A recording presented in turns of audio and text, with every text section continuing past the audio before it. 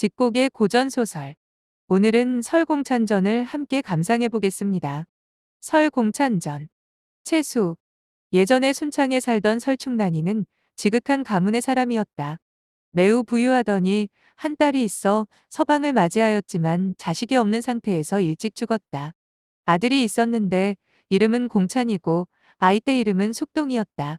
어릴 때부터 글 공부하기를 즐겨 한문과 문장작법을 매우 즐겨 읽고 글쓰기를 아주 잘하였다. 갑자년에 나이 20인데도 장가를 들지 않고 있더니 병들어 죽었다. 공찬의 아버지가 불쌍히 여겨 신주를 만들어 두고 조석으로 매일 울면서 제사 지내었다. 병인년에 3년상이 마치자 아버지 설충난이 조카 딸더러 이르되 죽은 아들이 장가도 들이지 않아서 죽으니 그 신주에게 제삿밥 먹일 사람이 없으니 어쩔 수 없이 묻어야겠다 하고 하루는 신주를 멀리 사서 저다가 그 무덤 곁에 묻고 많이 서러워 이래 동안 밥을 먹지 않고 서러워하였다. 설충난 동생의 이름은 설충수였다. 그 아들의 이름은 공침이고 아이때 이름은 업종이었는데 서울에서 업 살고 있었다. 그 동생의 이름은 업동이니 순창에서 살았다. 공치미는 젊었을 때부터 글을 힘써 배우되 동생의 반만도 못하고 글쓰기도 그만 못하였다. 정덕 무신년 7월 20일에 공침이 충수의 집에 올 때였다. 그 집에 있던 아이가 행금가지 잎을 끌더니 고운 계집이 공중에서 내려와 춤을 추는 것이었다. 그 아이가 매우 놀라 제 집에 겨우 들어가니 이윽고 충수의 집에서 짓거리는 소리가 들렸다.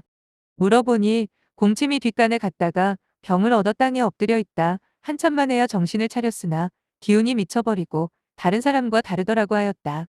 설충수는 그때 마침 시골에 가 있었는데 종이 즉시 이 사실을 아뢰자 충수가 울고 올라와 보니 공침의 병이 더욱 깊어 한없이 서러워하였다. 어쩌다가 이렇게 되었느냐 하고 공침이더러 물으니 잠잠하고 누워서 대답하지 않았다. 제 아버지가 슬퍼 더 울고 의심하기를 요사스런 귀신에게 빌미 될까 하여 도로 김석산이를 청하였는데 석산이는 귀신 쫓는 사람이었다. 김석산이 와서 복숭아 나무채로 가리키고 방법하여 부적하니 그 귀신이 이르기를 나는 계집임으로 이기지 못하지만 내 오라비 공찬이를 데려오겠다 하고는 갔다. 이윽고 공찬이가 오니 그 계집은 없어졌다. 공찬이 와서 제 사촌아우 공치미를 붙들어 그 입을 빌어 이르기를 아주버님이 백방으로 양제하시려 하시지만 오직 아주버님의 아들을 상하게 할 뿐입니다. 나는 늘 하늘가로 다니기 때문에 내 몸이야 상할 줄이 있겠습니까? 하였다.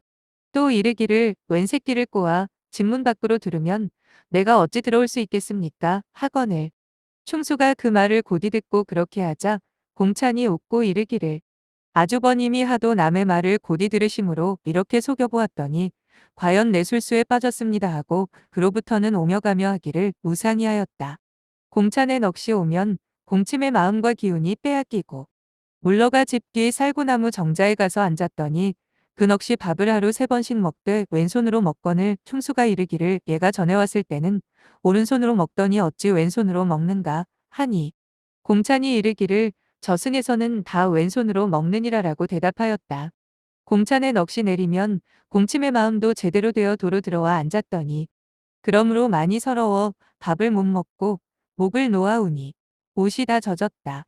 제 아버님에게 말하기를 나는 매일 공찬이에게 보채어 서럽습니다. 하더니 그로부터는 공찬의 넋이 제 무덤에 가서 겨우 들이더니 충수가 아들의 병 앓는 것을 서럽게 여겨 다시 김석산에게 사람을 보내서 오도록 하였다. 김석산이 이르기를 주사 한 양을 사두고 나를 기다리시오.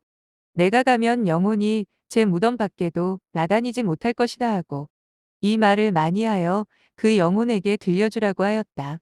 심부름 간 사람이 와서 그 말을 많이 이르자 공찬의 넋이 듣고 대노하여 이르기를 이렇듯이 나를 때리시면 아주버님 얼굴을 변화시키겠습니다 하고 공침의 사지를 비틀고 눈을 뜨니 눈자위가 자지러지고 또 혀도 파서 베어내니 코 위에 오르며 귀 뒤로 나갔더니 늙은 종이 곁에서 병고안하다가 깨우니 그 종도 죽었다가 한참 만에야 겨우 기는 것이었다. 공침의 아버님이 몹시 두려워 넋을 잃어 다시 공찬이를 향하여 빌기를 석산이를 놓아보내고 부르지 않으마 하고 많이 빌자 한참 만에야 얼굴이 본래 모습으로 되었다. 하루는 공찬이가 편지를 보내 사촌동생 설호와 윤자신이 이 둘을 함께 불렀다. 두 사람이 함께 와보니 그때는 공찬의 넋이 오지 않은 때였다. 공침이 그 사람들더러 이르기를 나는 병들어 죽을 것이다 하고 이윽고 고개를 빼서 눈물을 흘리고 베개에 누웠는데 그 영혼은 아직 오지 않고 있었다. 이윽고 공침의 말이 아주 간절하였는데 제 아버지가 이르기를 영혼이 또 온다고 하였다. 공침이 기지개를 켜고 일어나 앉아 머리를 긁고 그 사람을 보고 이르기를 내 너희와 이별한 지 5해니 멀리 떨어져 있어 매우 슬픈 뜻이 있다라고 하였다. 저 사람들이 그 말을 듣고 매우 기특하게 여겨 저승기별을 물어보았다. 저승에 대한 말을 이르기를 저승은 바닷가이로되 매우 멀어서 여기서 거기 가는 것이 40리인데 우리 다니는 것은 매우 빨라. 여기에서 술시에 나서서 자시에 들어가. 축시에 성문이 열려 있으면 들어간다라고 하였다. 또 이르기를 우리나라 이름은 단월국이라고 한다. 중국과 모든 나라의 죽은 사람이 다 이 땅에 모이니 하도 많아 수유를 세지 못한다. 우리 임금의 이름은 비사문천왕이다. 육지의 사람이 죽으면 반드시 이승 생활에 대해 묻는데 부모, 동생, 종친들을 말해보라며 쇠체로 치는데 많이 맞는 것을 서러워하면 책을 상고하여 명이 다하지 않았으면 그냥 두고 다하였으면 즉시 연좌로 잡아간다. 나도 죽어 정령이 잡혀가니 쇠체로 치며 묻기에 맞기가 매우 서러워 먼저 죽은 어머니와 누님을 대니 또 치려고 하길래 증조부 서리로부터 편지를 받아다가 주관하는 관원한테 전하니 놓아주었다. 서리도 이승에서 대사성 벼슬을 하였다시피 저승에 가서도 좋은 벼슬을 하고 있었다라고 하였다. 아래의 말을 여기에 하기를 이승에 어진 재상이면 죽어서도 재상으로 다니고 이승에서 비록 여인네 몸이었어도 약간이라도 그를 잘하면 저승에서 아무소 임이나 맡아 잘 지낸다. 이승에서 비록 비명에 죽었어도 임금께 충성하여 가나다가 죽은 사람이면 저승에 가서도 좋은 벼슬을 하고 비록 여기에서 임금을 하였더라도 주전충 같은 반역자는 다 의옥에 들어가 있었다. 주전충 임금은 당나라 사람이다. 적선을 많이 한 사람이면 이승에서 비록 천하게 다니다가도 저승에서 가장 품계 높이 다닌다. 서럽게 살지 않고 여기에서 비록 존귀히 다니다가도 악을 쌓으면 저승에 가도 수고롭고 불쌍하게 다닌다. 이승에서 존귀히 다니고 남의 원한 살만한 일을 하지 않고 악덕을 베풀지 않았으면 저승에 가서도 귀하게 다니고 이승에서 사납게 다니고 각별히 공덕 쌓은 게 없으면 저승에 가서도 그 자손도 사납게 다니게 된다. 민우가 비록 이승에서 특별한 행실은 없었어도 청렴하다 하여 거기 가서는 좋은 벼슬을 하고 있었다. 염라왕이는 궁궐이 장대하고 위엄이 매우 성하니 비록 중국 임금이라도 미치지 못할 정도였다. 염라왕이 시키면 모든 나라 임금과 어진 사람이 나오는데 앉히고 예약을 섰다. 또 거기에 앉은 사람들을 보니 서리도 허리 앉고 민우는 아래에서 두어자 쯤에 앉아 있었다. 하루는 성화 황제의 신하 대박이를 염라왕께 보내. 아무개는 나의 가장 어여쁘게 여기는 사람이니 한 해만 잡아오지 마소서 하고 청하자. 염라왕이 이르기를 이는 천자의 말씀이라 거스리지 못하고 부득이 들을 것이지만 한 해는 너무 많으니 한 달만 주겠습니다라고 하였다. 대박이가 다시 한 해만 주소서 하고 아뢰자. 염라왕이 대노하여 이르기를 황제가 비록 천자라고 하지만 사람을 죽이고 살리고 하는 것은 다 내 권한에 다 속하였는데 어찌 거듭빌어 내게 청할 수가 있단 말인가 하고 아니 듣는 것이었다. 성화 황제가 들으시고는 즉시 위의를 갖추시고 친히 가신대.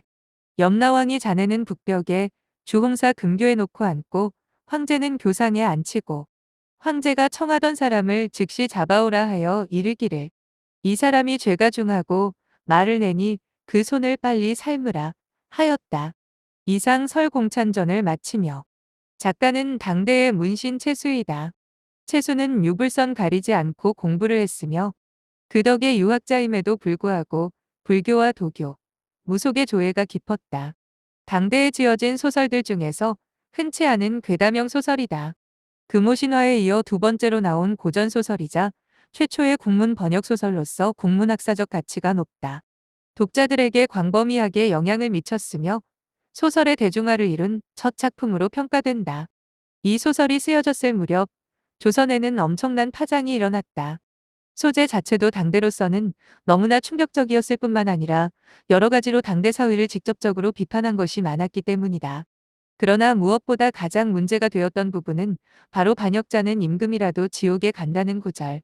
여기에 주전충 같은 사람은 다 지옥에 들어가 있었다는 말을 붙여서 주전충이 절도사의 난을 일으켜 당나라를 멸망시킨 일에 대한 이야기라고 설명했지만 당시 왕이었던 중종이 바로 연산군을 몰아내고 왕좌를 차지한 인물이었으니 사실상 중종도 반역자니 죽어서 지옥 간다라는 소리이다. 이 때문에 작가인 채수는 사형을 당할 위기에 놓이기도 했다. 그리고 이 책은 금서가 되어 불태워졌다. 사실 재미있는 점은 채수는 원래 중종반정에 참여해 전국공신사 등에 봉해진 반정공신이었다는 것이다. 그러나 박원종, 성희안 같은 반정공신들이 중종을 둘러싸고 국권을 농단하는 모습을 보여 실망하여 벼슬을 버리고 낙향에 쓴 소설이 바로 이 소설이었다. 채수가 보기에 중종반정은 폭군을 몰아내서 백성들을 이롭게 한 게 아니라 그저 자신들이 권력을 잡기 위해 벌인 것에 불과했다. 실상 중종이 즉위했어도 반정공신들은 박원종을 필두로 사치와 재산 증식에만 몰두했고 중종은 즉위 초반에는 무기력한 존재에 불과했으며 이로 인하여 백성들의 생활은 나아질 기미조차 안 보였던 시절이었다. 단적인 예로 연산군이 유흥비 마련을 위해 내수사를 초법적으로 이용하던 것을 중종 시기에 공식적으로 인정하였다. 백성들 입장에선 연산군이 쥐었잖아, 중종이 쥐었잖아 별 다를 게 없었다. 문정왕후는 내수사를 불교 진흥을 위한 도구로 이용하였고 문정왕후의 비호 속에서 내수사는 심지어 소속된 종들마저 어깨에 힘을 주고 다녔으며 그 이후의 왕들도 나라 재정이 어렵고 관행이라는 핑계로 내수사의 폐악질을 더 장려했다. 오죽하면 훗날 송시열이 내수사 혁파를 외칠 정도였겠나. 채수는 이런 현실에 분노했고 그런 결과로 중종반정의 정통성까지도 부정하는 결론에 도달했던 것이라 볼 수 있다. 작가가 작가인 만큼 원래는 한문소설이지만 한문으로 쓰여진 판은 발견되지 않았으며 한글로 언해한 판이 있는데 이는 홍길동전보다도 훨씬 이전에 한글로 언해된 소설이라는 데서 의미를 가진다. 발견된 국문본도 후반부가 없어진 채 13쪽까지만 남아있다. 뒷부분이 유실로 인해 설공찬이 왜 귀신이 되었는지, 빙의한 설공찬 귀신이 마지막에 어떻게 되었는지는 여전히 아무도 모른다. 이상 고전소설 설공찬전을 함께 감상해보았습니다. 경청해주셔서 감사합니다.